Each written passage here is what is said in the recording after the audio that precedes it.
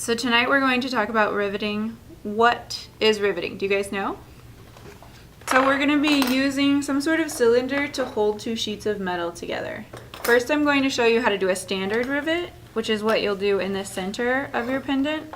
And then I'm going to show you how to do a tube rivet, which is what you'll do on the top. First thing is when you're riveting, the areas where you're riveting need to be really, really flat. So the first thing that I'm going to do is just flatten it on the steel plate using the plastic mallet.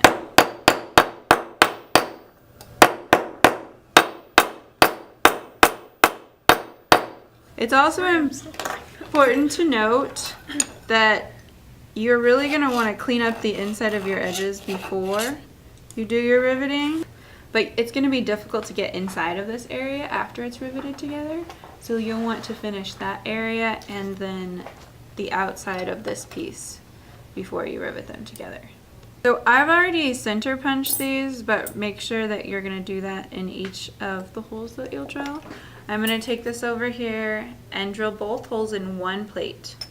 I'm not going to drill all of the holes yet. I'm just going to drill the two holes in one plate first.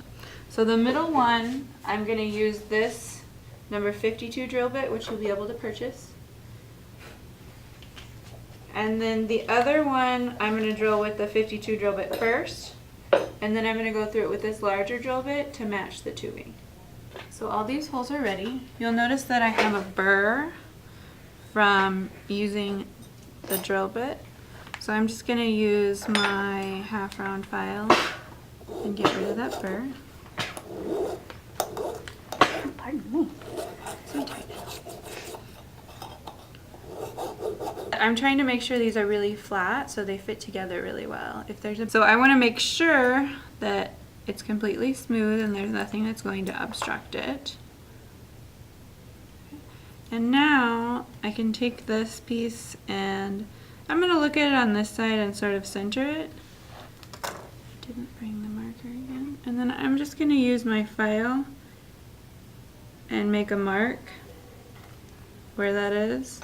And then I can take this off and look at it and make sure that that mark is not too close to the edge. Now that I have those ready, I'm going to drill one of the holes in my second plate. We're going to do the standard rivet first, so that's going to be in the center hole.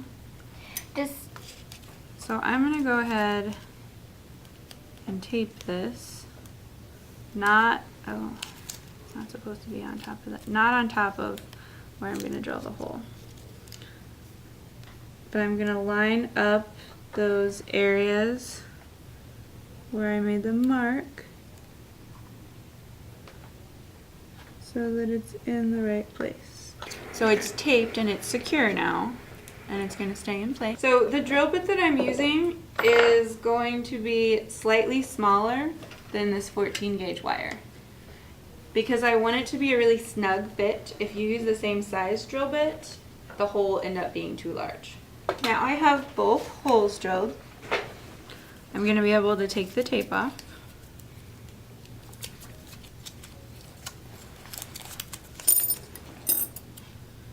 And again, I'm just going to make sure that there's no burr. File that away.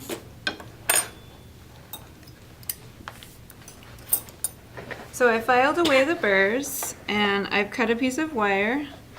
Now, even though I've cut this to be flush, I'm still going to take my large half round file and put it up against something, like the edge of the table.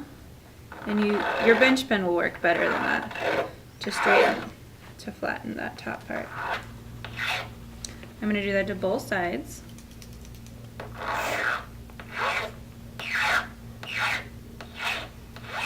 That's not the most pleasant noise. And then I'm also going to take the file and just gently roll the metal around it so that if there are any burrs from filing it, it takes those off. Because you want to make sure that it fits really snugly in the hole, and if there's a little bit of a burr, then it might be too hard to get in, then once you get it in, it's too loose. And most likely it's not going to fit in the hole right now. Fit in there. So I'm going to pass this around while I start working on enlarging these holes using this round file that you have in your needle file kit. So because it's tapered, you have to make sure this is the right one, okay, that you do it from both sides. If you only do it from one side, then it'll get larger on one side, but never get larger on the other side, and then your wire won't ever fit through. But this is the best way to get a really, really secure fit. File it a little bit and then keep checking. So, okay. I have two large half round files here right now. You only have one. I just grabbed both of those. So see how I was tapping that in? So this is a really, really secure fit. But it's always important to only file a little bit and then check it, because you don't want to make the hole too large. So if you make the hole too large, then you'll have to drill another one and figure out another place to rivet it on your piece. Because if it's too large, it's really not going to work well. It'll end up being crooked, and it'll just be a lot more difficult. The tighter fit you can have, the better off you will be. So I'm going to put that on the back, and this is the front. So what I'm going to do now, I like to make things look interesting in the front and the back always. I'm going to tape it again. This time I'm going to tape it directly over where I'm riveting, because the tape is going to help to protect the area that I'm riveting. So I'm going to tape this, and it'll help keep it in place, because I'm going to pull this out in just a moment.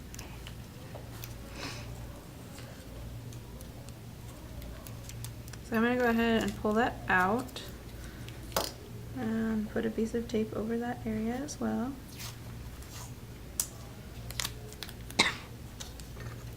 That's going to be harder to see that. So, and then I'm going to take, I didn't grab the X-Acto knife. You can either use an X-Acto knife or just the tip of your file and cut out the tape directly around where the hole is.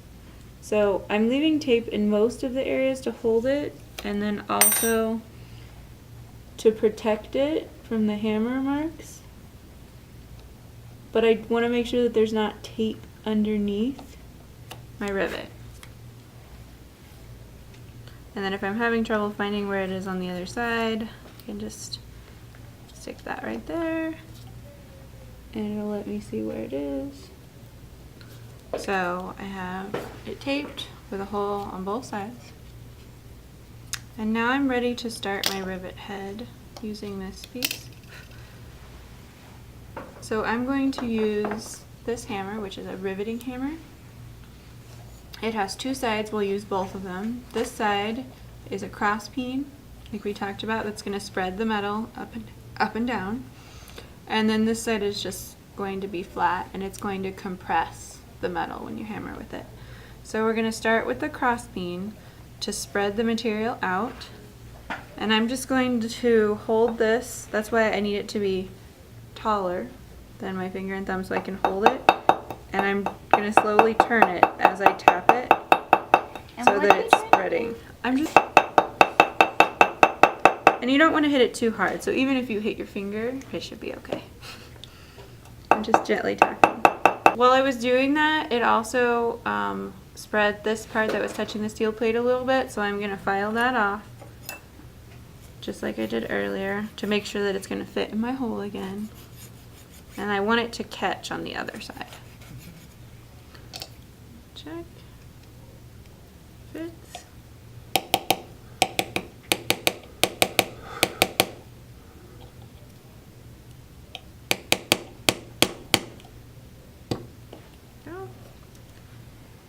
So I've done the hard part. Actually riveting it now is the easy part. But doing all this work to set it up and make sure that everything fits properly is the hard part. Okay, so now I have that ready. I do need to cut it down. I want to leave enough material on both sides. So the rule is that you leave the diameter of your wire approximately that length on both sides. In this case, so I'm going to use the flush cutters.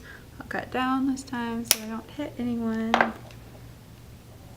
In the beginning, I would suggest making it a little bit longer. You can file it down, but you can't add more if there's not enough there. I need to file this in to be flat again. So it's important that you keep the same amount of material on both sides. I'm going to hold it slightly above here because I want it to stay even on both sides. And if I push it all the way down, it won't be even anymore. It's hard to hold it like that. If it doesn't work, it's not the end of the world because you should still be able to slide it around.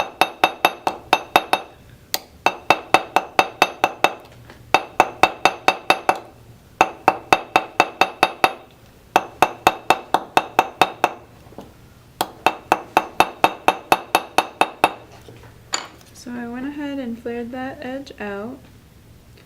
And now I'm going to make it even again on both sides. And I'm just going to try to hold it in place carefully by compressing it just a little bit. Although it moved while I was doing that, so I'm going to tap this side around the rivet to push it down. You always want to be working back and forth from one side to the other so that it stays even. I'm just tapping it with that side, and now it's pretty well held in place because I compressed it. And I can go back and spread it a little bit more if I need to. So you only use the flat side just to make sure it was staying. Once I've pushed that out more, now I'm going to go back and just compress with this.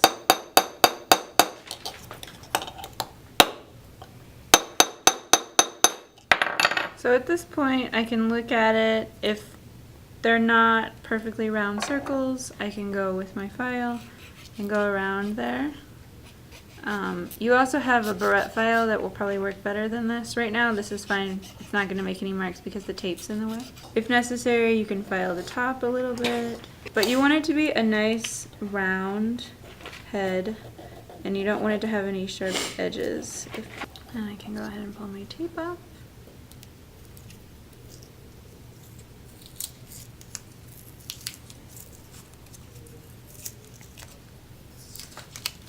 And it looks like it's pretty securely riveted. It doesn't move when I touch it.